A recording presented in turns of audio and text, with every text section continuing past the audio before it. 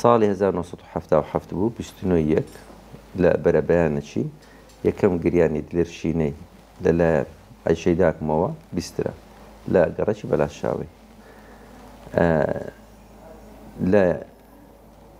مارمان لە بەلاشاوی بوو بەلاشاو گەڕەکەشی شاری هەولێرەیە هەژار نشینە زۆربەی دەشتەشەکانی تێدایە ئەوانەی کە دەشتەشەکان هاتینە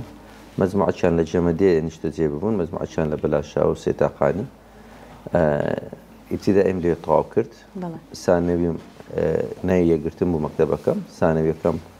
لە قەندیلی بوو قەندیل مەکتەبەکە لە ئیسکانە چاری ئەعدادیم لە ڕزگاری بوو لە ڕزگاری یەکەمی شوعبەی بوو چوون کارتەکەم پیشاندا وەختی ئەعدادی کوردستان مەشهور بوو زۆر چوومە هێندە 56 لە ئەعدادی کوردستان بووم ئەلحەمدولیلا بە ساڵی یەکەم بە دوو جار ئیمتیحانکردن لە کولەت و بەرگیرە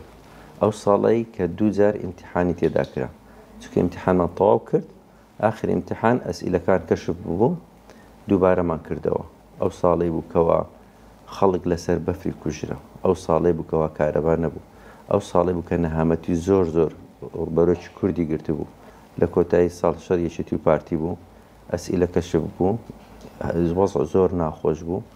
خەڵک لە فەقیریان چای بە قەسپی دەخوارد بەڵام ئێستا خەڵک لەبەر دەوڵەمەندی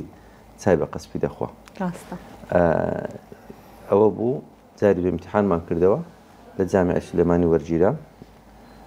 ئەلحەمدولیلا ساڵی یەکەمم لێن دەربڕی ساڵی دووەم لە نیوەی ساڵ بووین هەموو تەڵەبەکانی سلێمانی هاتنەوە هەولێرێکە ئەو بنیوەی سار بۆ مەگەڕاینەوە بەداخەوە ئەو ساڵی لە کولیە طب مامەوە چونکە دەو دەرسانی کە لەوێ خوێندبوومان ئەمە نیوەی ساڵ هاتینەوە دەرسەکانمان لۆ نمونە دکتۆر عومەر سورچی فیسیۆلۆژی پێبگوت بوون ئەمن ئەو کاتی ئەو کابرام نەدیت بوو ئەو دوازم محاضەڕەی گوتبووە بە تەڵەبان ئەم شخصەکەم هەر نەدیت بوو ئێدی ئیمتیحانم کرد ئەو وەختی ئەو ساڵی ئەو کە مامەوە لە کولیە طب دوای تووشی نەهامەتی زۆر بوو کێربی حیاتمان یەکەم جار پیاوێک بابم کابرایەکی ئاسایی فەقیر بووە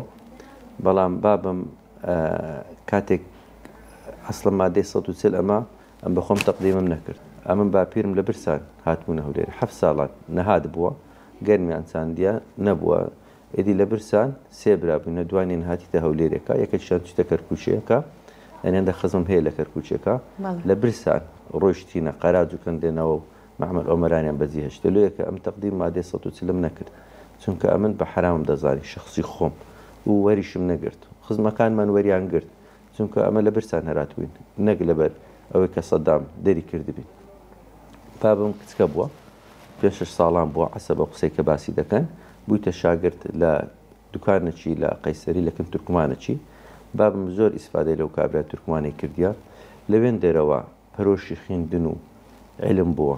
دەرێم ئەلحەمدولیلا کە 7 ساڵ نەهات بووە ئەگەر نا ئێستاکە ئەم نەدەبمە دکتۆر ئیدی کە هاتنە ئەو